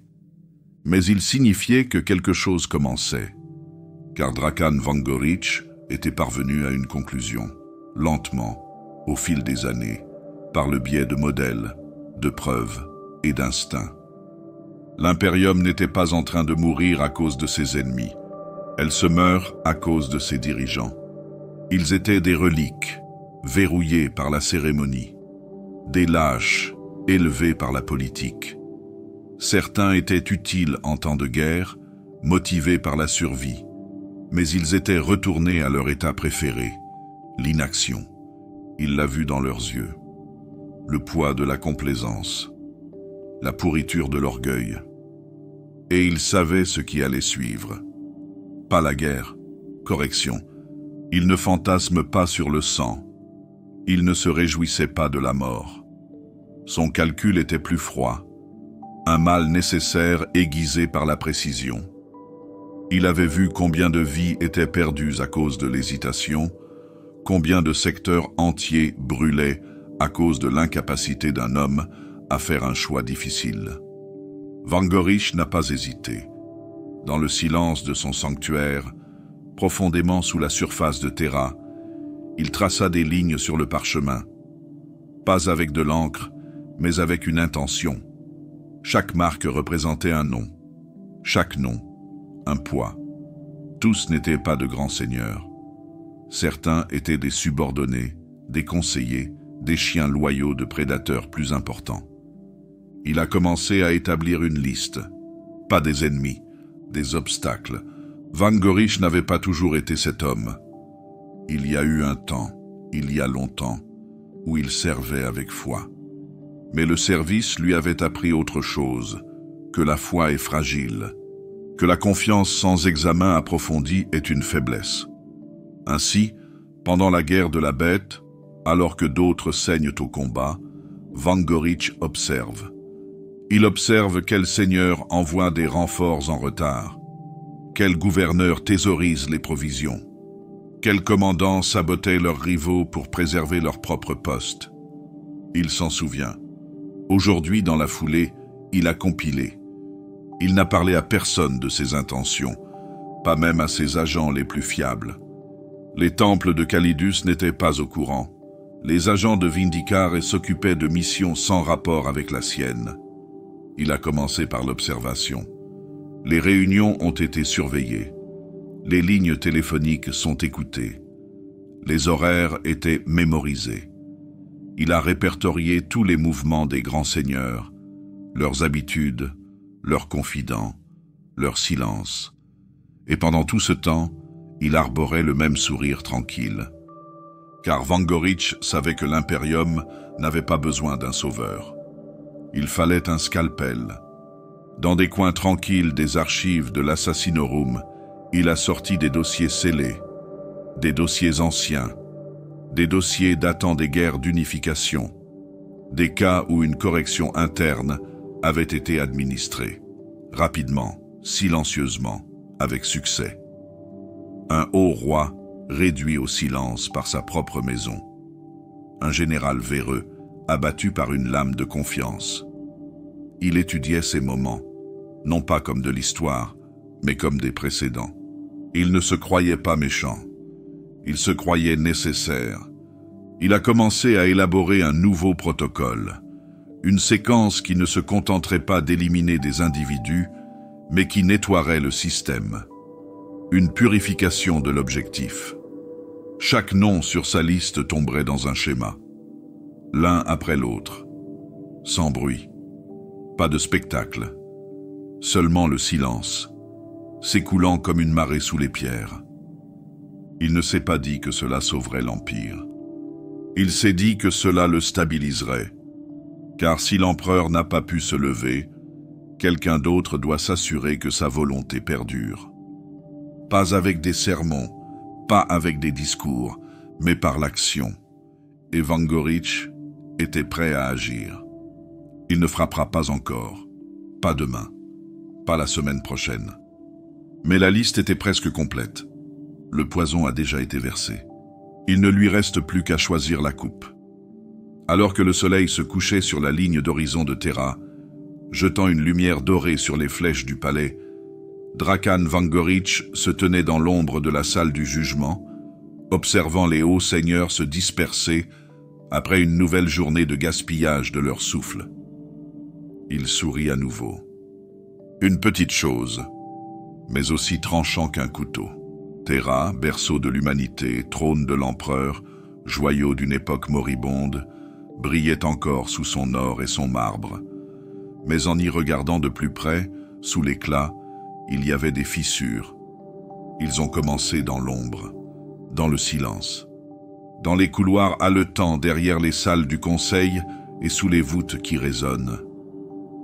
L'Imperium avait survécu à la bête, mais la survie n'était pas le salut. Il avait boité dans l'après-coup, saignant de blessures trop profondes pour être nommées. Des milliards de morts, des mondes effacés. La foi a été mise à l'épreuve. Et dans le vide laissé derrière elle, le pouvoir s'est envenimé. Les grands seigneurs de Terra, les gardiens attitrés du destin de l'humanité, n'ont pas porté le deuil. Ils se sont positionnés. Au sein du Senatorum Imperialis, des voix autrefois étouffées s'élèvent désormais avec une netteté accrue. Les débats ne portent plus sur la stratégie, mais sur la juridiction. Les ressources autrefois mises en commun pour la guerre étaient redirigées vers des entreprises privées. Les flottes étaient réaffectées non pas pour protéger, mais pour asseoir leur influence. Le Lord Commander militant a plaidé en faveur d'un contrôle accru sur les secteurs voisins, invoquant le désordre de l'après-guerre. Le maître de l'administratum a exigé un contrôle sur les réquisitions militaires. L'ecclésiarque, drapé de cramoisis et d'encens, a réclamé une dîme de la foi plus stricte de la part des mondes déjà détruits. Aucun ne parlait des morts. Personne n'a marché dans les ruines. Ils n'ont vu que ce qui restait, l'opportunité. Et l'empereur reste silencieux. Le trône d'or fredonnait son éternelle mélodie, étouffé sous les couches de bureaucratie et de tradition. Sa volonté a été interprétée non pas par des mots, mais par des agendas. Sa vision a été diluée, remodelée, monétisée. Dans les salles obscures, les gouverneurs achetaient des titres. Les commandants de la marine vendaient des faveurs. Les saints ne sont pas déclarés par miracle, mais par des pots de vin. Ce n'était pas de l'hérésie, pas au sens technique du terme, mais c'était de la pourriture, lent, subtil, étouffant. Et Drakan Vangorić a tout vu. Il a regardé derrière des miroirs, depuis des balcons silencieux, depuis les yeux d'agents incrustés dans le marbre du palais lui-même. Il n'a pas vu d'hommes et de femmes préservant l'humanité. Il a vu des parasites.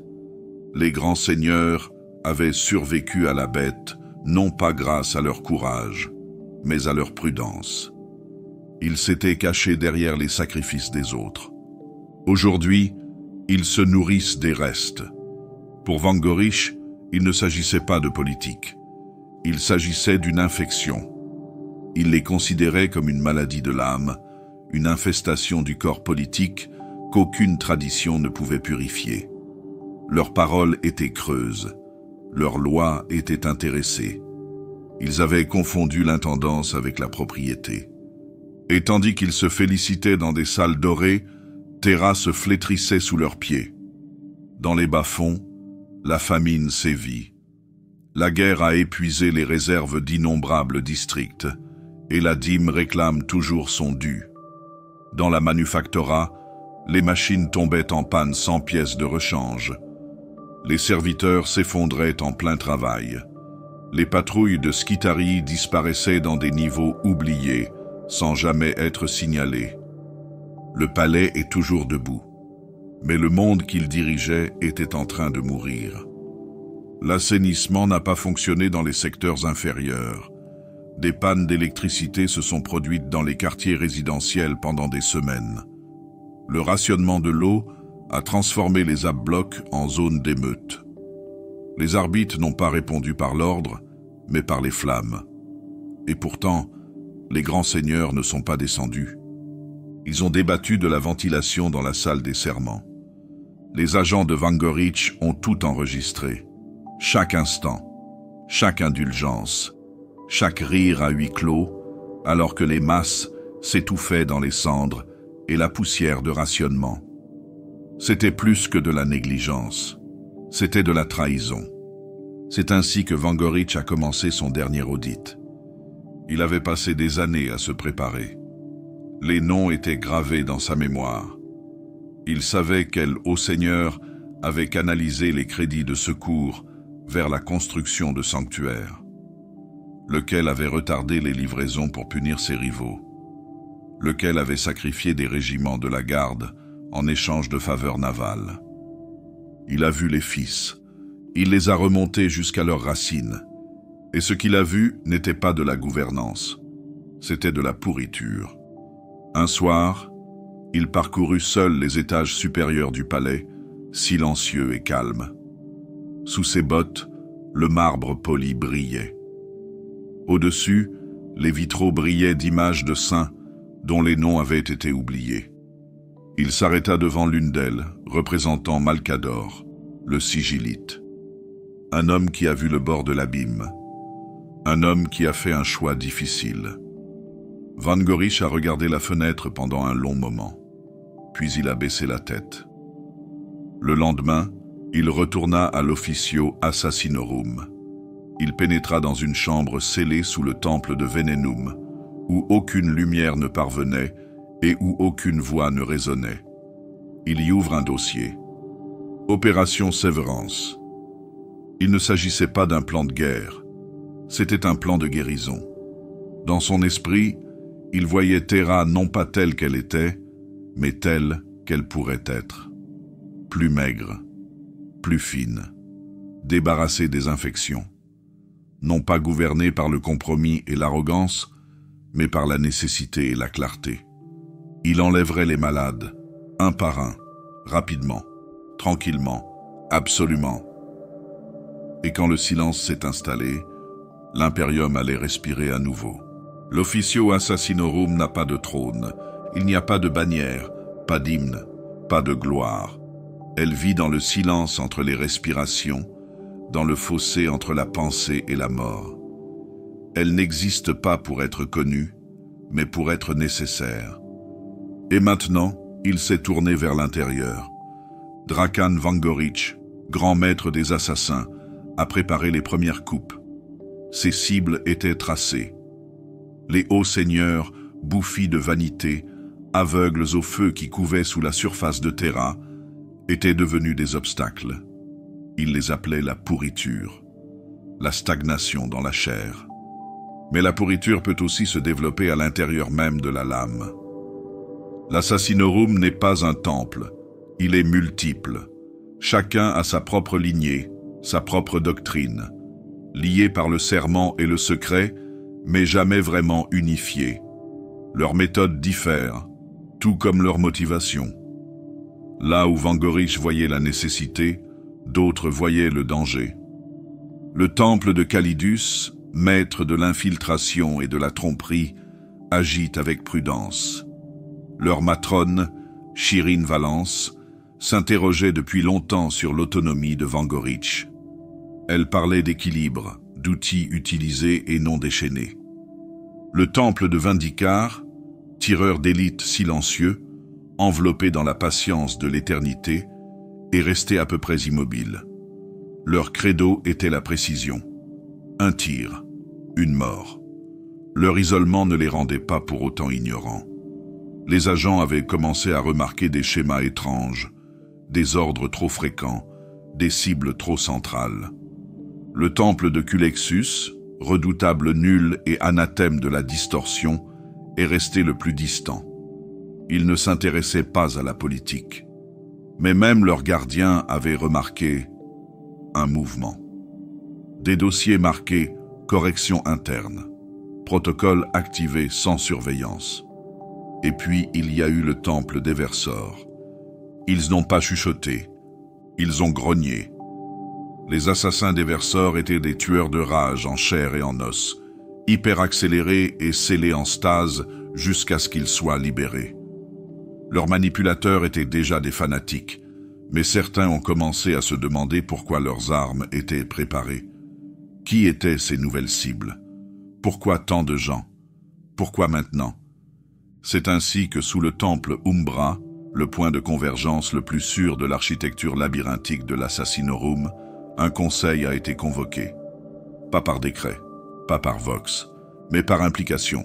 Un couloir laissé ouvert, un sigil gravé dans la condensation, un enregistrement effacé accidentellement. Et dans ce réseau de suggestions, la compréhension s'est épanouie. Ils ne se sont pas rencontrés en robe ou en armure, mais dans l'ombre. La matrone de Calidus, la voix de Vindicar, le gardien d'Eversor, le conservateur du Culexus. Vangorić ne les a pas convoqués. Il est apparu. Vêtu de noir, le visage indéchiffrable, il est entré dans la salle comme s'il s'agissait d'une question à laquelle on avait déjà répondu. Il ne s'est pas incliné. Il ne s'est pas assis. Il a attendu. Et ils ont parlé. Chuchotements, tonalités coupées, signaux non exprimés, des questions déguisées en déclarations, accusations cachées dans des phrases rituelles. Quelle est la cible? Qui est l'ennemi? Quel est l'objectif? Vangorić a répondu avec calme et précision. La cible, la corruption. L'ennemi, l'entropie. L'objectif, la préservation. Préservation par soustraction. Il n'a cité aucun nom, n'a donné aucune précision. Mais il a parlé de ce qu'il savait déjà. De l'échec des grands seigneurs, de la pourriture, des fissures qui se formaient dans les fondations du palais. Du moment, rare et fragile, qui était venu. Une fenêtre pour le changement.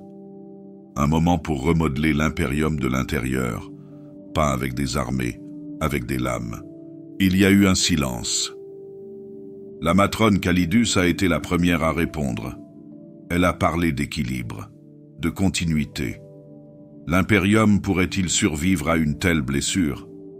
La galaxie pourrait-elle supporter une Terra sans son conseil plénier?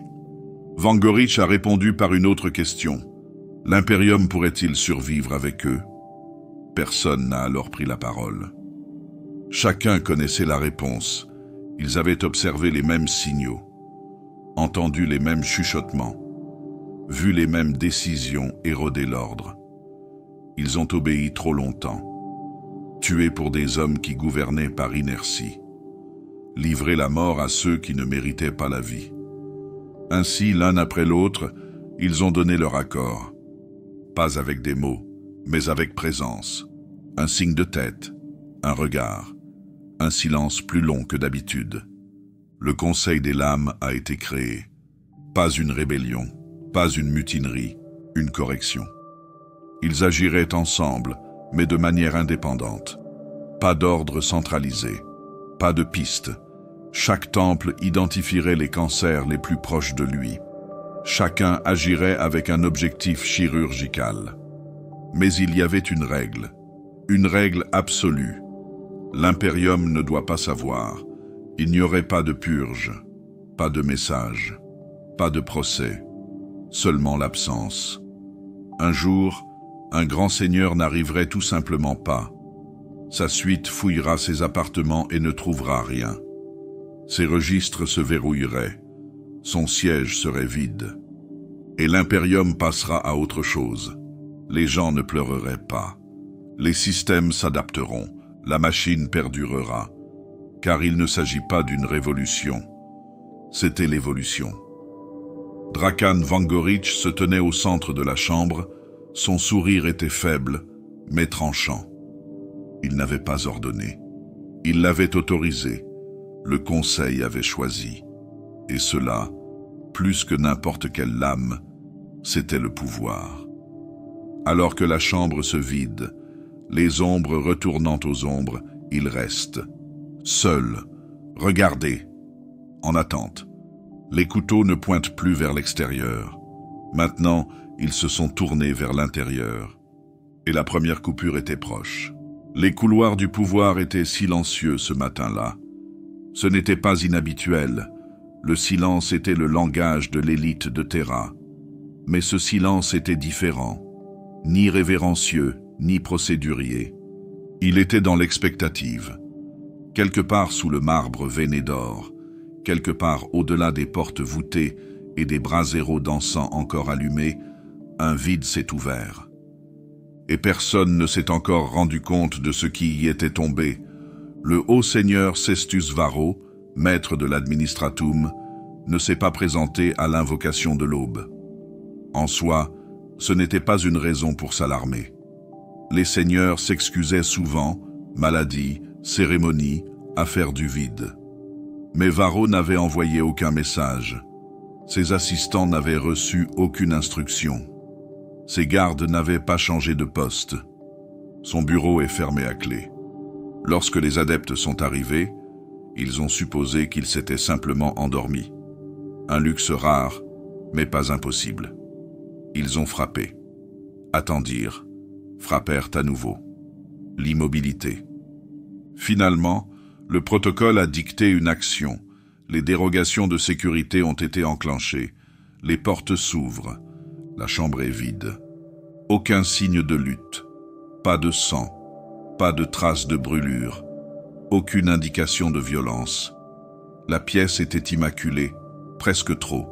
Ses robes étaient toujours bien accrochées. Son ardoise de données reposait sur son bureau, éteinte. Une tasse de recaf à moitié remplie était posée à côté, encore légèrement chaude. C'est comme si on l'avait arrachée à l'existence, proprement, sans douleur et sans bruit. L'alerte a été donnée, mais elle n'a pas eu d'écho. Au lieu de cela, il a chuchoté. Les grands seigneurs ont été prévenus en privé. Aucune alarme n'a été déclenchée. Aucune troupe n'a été mobilisée. Le public n'a rien su. Mais à l'intérieur du palais, sous des siècles de pierres et de statues, les nerfs ont commencé à s'agiter. Vangorić n'a rien dit. Il n'a pas cherché à capitaliser.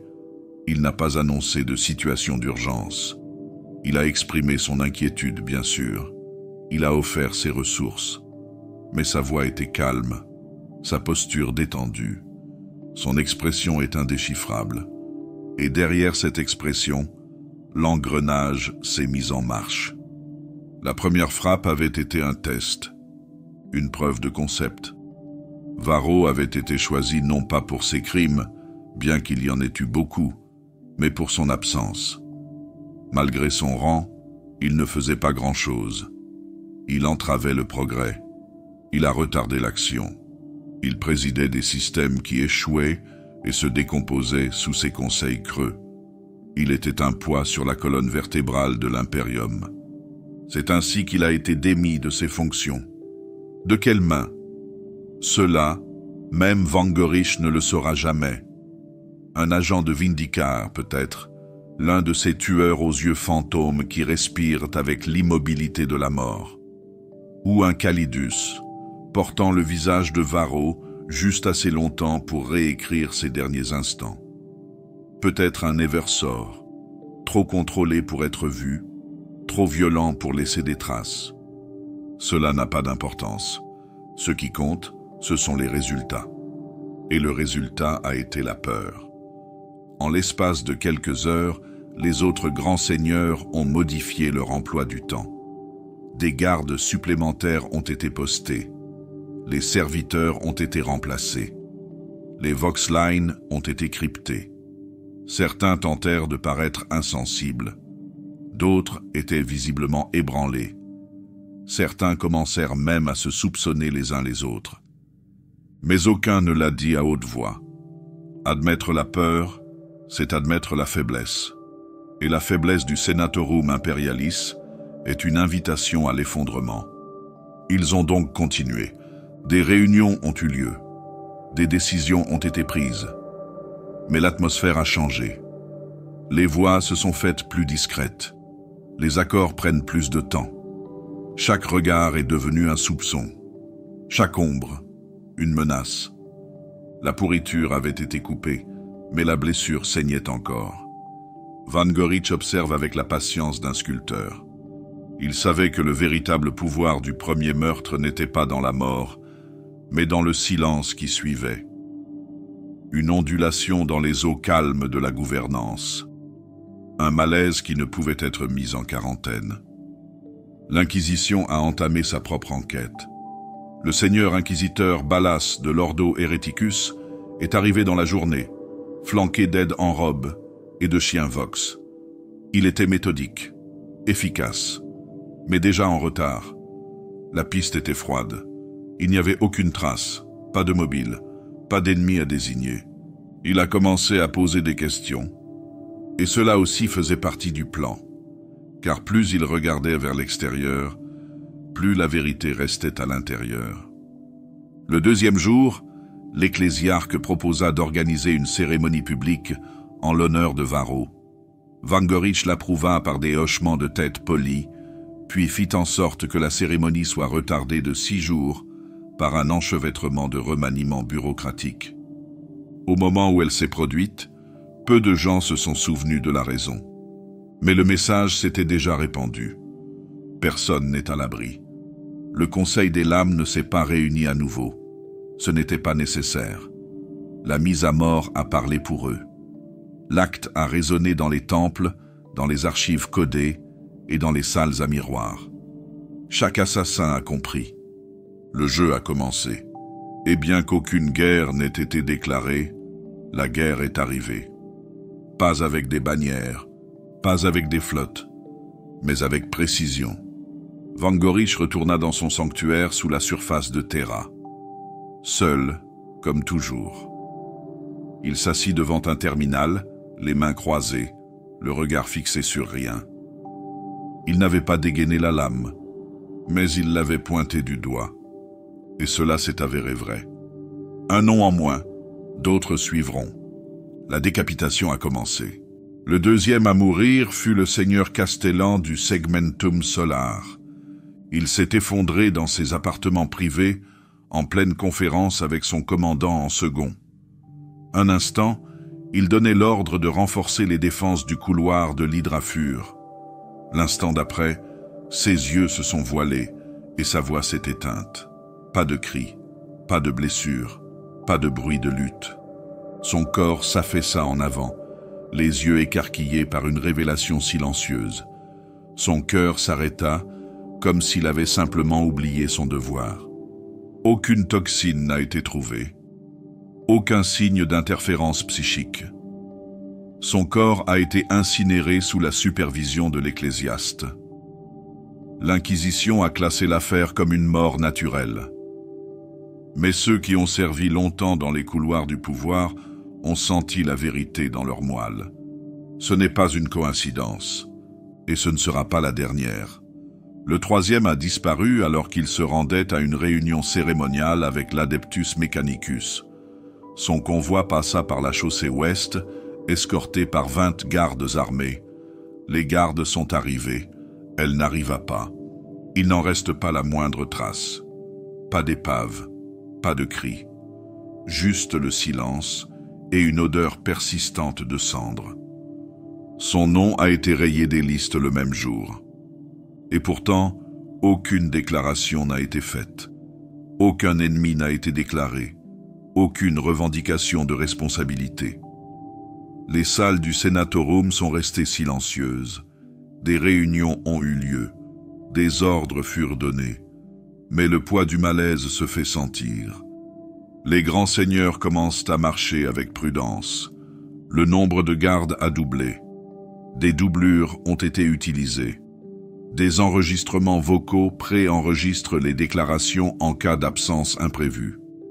Certains tentent de s'enfermer derrière des couches de sécurité. Mais la sécurité n'a pas pu arrêter ce qui avait déjà été autorisé à l'intérieur. Parce que la décapitation n'était pas une grève, il s'agissait d'un abattage. Elle se déplaçait comme une pensée, passait d'un couteau à l'autre. Les assassins n'étaient pas des chiens sauvages, mais des manieurs de scalpel, entraînés dans un silence parfait. Ils ne frappaient pas par rage, mais par détermination. Van Gorich ne les a pas pleurés. Il ne s'est pas emporté. Il ne s'est pas réjoui. Il a simplement rayé leur nom de sa liste. Le 4e est mort sur une estrade de prière, entouré de gardes, d'assistants et de prédicateurs. L'ecclésiarque lui-même était en train d'adresser une bénédiction à l'empereur lorsque sa gorge s'est ouverte, nette et tranchante. Le sang s'est répandu sur la chair. Personne n'a vu la lame. Personne n'a vu la main. L'assemblée a crié, mais le tueur était déjà parti. Au 5e, plus personne ne faisait semblant de ne pas voir le schéma. Les grands seigneurs ont cessé d'assister aux réunions du groupe. Les communications se sont rompues. L'élite dirigeante de Terra, autrefois si friande de protocoles et d'apparats, se cachait désormais dans des bastions isolés, émettant des décrets par le biais de plusieurs couches d'intermédiaires. La peur les saisit. Ils ne savaient pas qui serait le prochain à mourir. Ils savaient seulement que cela arriverait. Bientôt. Certains ont tenté de s'enfuir. Un lord a réquisitionné une navette privée dans le but de s'échapper dans les étoiles. Le vaisseau a explosé pendant l'ascension. Les investigations n'ont rien donné. L'explosion était venue de l'intérieur. Un journal de données a survécu, diffusant une seule phrase avant que la corruption n'emporte le fichier. « Tu n'es pas fait pour courir ». D'autres ont essayé de supplier, de négocier, de promettre leur loyauté à la main invisible. Mais les lames n'ont pas négocié. Elles ont exécuté, un par un. Aucun message n'a été envoyé. Aucun manifeste n'a été rédigé. Le Conseil des lames avait fait son choix. Et maintenant, ce choix était l'action. Invisible, tacite, inévitable. Et au cœur de tout cela se trouvait Van Gorich. Il observait la situation depuis le sous-sol du palais, dans sa chambre aux vitres ombragées et au flux de données bourdonnant. Il surveillait les tremblements que sa main avait déclenchés, pas par fierté, mais par devoir. Il ne se considérait pas comme un tyran. Il se voyait comme la main de l'équilibre. L'impérium avait été gouverné par la complaisance. Il avait simplement corrigé le tir. Chaque haut seigneur qu'il avait destitué avait prouvé encore et encore qu'il servait son propre pouvoir au détriment de la survie de l'humanité. Leurs morts n'étaient pas des exécutions. Il s'agissait de réparation.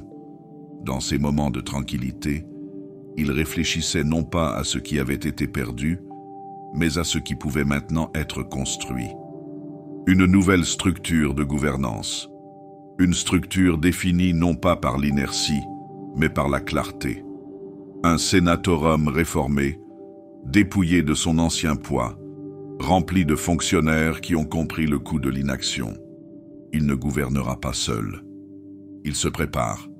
Déjà, les agents établissaient des listes de candidats, administrateurs, généraux, logisticiens, qui avaient fait preuve de mérite pendant la guerre contre la bête. Des hommes et des femmes qui ont agi de façon décisive quand il le fallait, qui n'ont pas hésité à prendre des postures. Il les élèverait, lentement, avec précaution, et grâce à elles, l'impérium guérira. Mais pas encore. La liste n'était pas complète. Il restait des noms à frapper, des voix qu'il faut encore faire taire. La pourriture doit encore être libérée. Les couteaux ont donc continué à bouger, à travers les murs, à travers la chair, à travers le pouvoir. La décapitation n'avait pas commencé par le feu, mais par le silence. Et dans ce silence, la forme d'un nouvel impérium se dessinait, un mort à la fois. Terra était toujours restée debout, même lorsque les étoiles brûlaient. Elle avait enduré l'âge des conflits, l'hérésie, la guerre de la bête. Elle avait subi l'invasion, la trahison, le silence. Malgré tout, le trône d'or était resté, une pulsation dans l'obscurité, un phare vers lequel tous les chemins se dirigeaient inévitablement. Mais aujourd'hui, le pouls s'essouffle. Les grands seigneurs sont en train de mourir. Un à un, les noms sont tombés de la hiérarchie comme la cendre d'un feu mourant. Pas de déclaration publique, pas de funérailles, pas de rite. Juste le silence, puis l'absence. Un seigneur manquait une session et ne revenait pas. Des messages étaient envoyés, sans réponse. Les chambres étaient scellées, des dossiers verrouillés, les gardes étaient remplacés. Et bientôt, les machines ont commencé à ralentir. Au début, c'était à peine perceptible. Un retard dans les demandes de réaffectation de la flotte. Une deuxième signature manquait sur une charte d'approvisionnement. Un gouverneur de secteur ne recevant pas la confirmation des cibles de la dîme. Un retard dans l'écho-réponse astropathique du commandement du segmentum solar. Mais les retards se sont multipliés. Les pétitions attendaient des semaines. Les ordres se contredisent.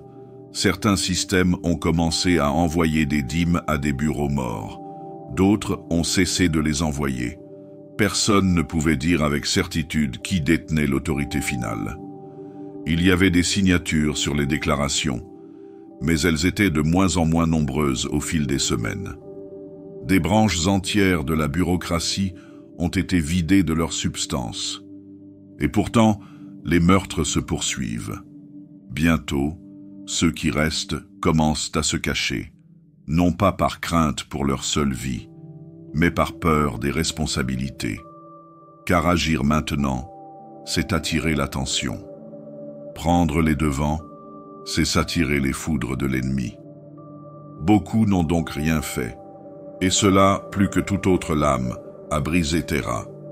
Sans décision, rien ne bouge. Sans sanction, les ordres sont bloqués. Les communications sont retardées non par le sabotage, mais par l'inertie. Les demandes de Vox sont acheminées vers des relais défectueux. Des ordres envoyés depuis des trônes qui n'existaient plus. L'Astronomicon brûle toujours. L'empereur siégeait toujours.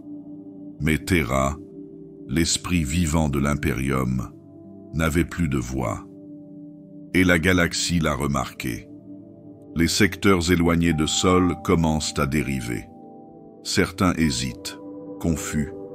D'autres se sont repliés sur eux-mêmes, assumant une autonomie d'urgence. D'autres encore se rebellèrent discrètement, non pas en brandissant des bannières, mais en refusant d'écouter.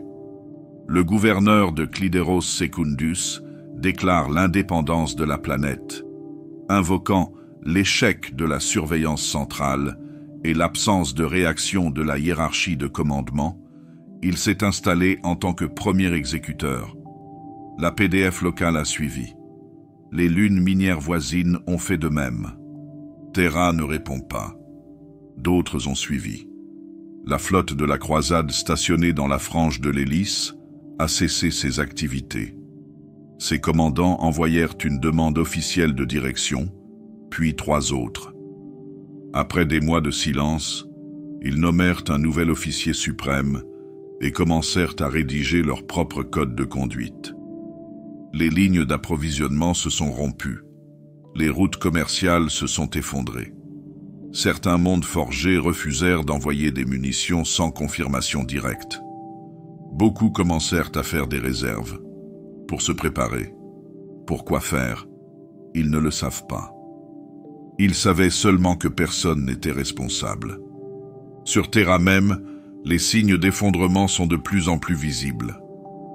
La salle du jugement, qui résonnait autrefois de la loi, était vide. La tour Vox Primaris émet des signaux sans réponse. Les archives de l'administratum recevaient des milliers de pétitions, mais n'en envoyaient aucune. Les grandes flèches de communication clignotaient, mais aucune voix ne s'élevait de l'intérieur. Dans les ruches inférieures, des émeutes de rationnement éclatèrent. Les arbitres tirent sur la foule, puis disparaissent dans des enceintes scellées. Les systèmes de transport s'arrêtèrent. Les prêtres techniciens ont tenté de stabiliser les fonctions de la ville, mais sans décret ni financement, même le Mechanicus s'est retiré. Aucun nouveau grand seigneur n'a été nommé, le quorum n'a pas été atteint. La capitale de l'impérium est devenue un cadavre qui ne sait pas encore qu'il est mort. Dans ce vide, les rumeurs se sont multipliées. Certains disaient que l'empereur avait repris la parole et exigeait le silence. D'autres pensaient qu'une épidémie de distorsion s'était répandue parmi les hauts seigneurs. Une théorie prétendait que les custodes s'étaient retournés contre eux, purgeant les faiblesses en secret. Une autre insistait sur le fait que les primarques étaient revenus et qu'ils remodelaient l'impérium derrière le voile. Mais la vérité était plus silencieuse, plus simple. Il n'y a pas eu de proclamation, une simple absence. Et tandis que le silence s'installe, la panique prend de nouvelles formes. Les assassinats ont été imités. Sur des planètes éloignées, des seigneurs rivaux accusèrent leurs adversaires politiques d'avoir commis des meurtres inventés de toutes pièces. Des purges régionales ont éclaté. Des conspirations se forment et se défont. Sur un monde sanctuaire, le clergé a exécuté son propre gouverneur de peur qu'il ne soit le prochain. La décapitation était devenue virale. Elle n'était plus centralisée, plus contrôlée. Terra, le trône éternel de l'homme, est redevenu un mythe. Ses signaux étaient faibles. Ses décisions, écrites par des fantômes. Vus des étoiles, il semblait inchangé, majestueux et doré. Mais à l'intérieur, il pourrissait. Pas de tête, sans main, sans souffle. Et sous sa surface, dans des salles obscures où des holo-écrans vacillants affichaient des cartes stellaires devenues sombres, Drakan Vangorich observait. Il n'avait pas prévu cette échelle. Il n'avait pas prévu que la machine se brise à ce point. Mais c'était le cas. Et pourtant, il ne s'est pas arrêté. Car maintenant, le système doit être reconstruit. Et s'il doit être reconstruit, il faut le faire correctement. Mais d'abord, les derniers noms de sa liste. Et puis, peut-être, une couronne.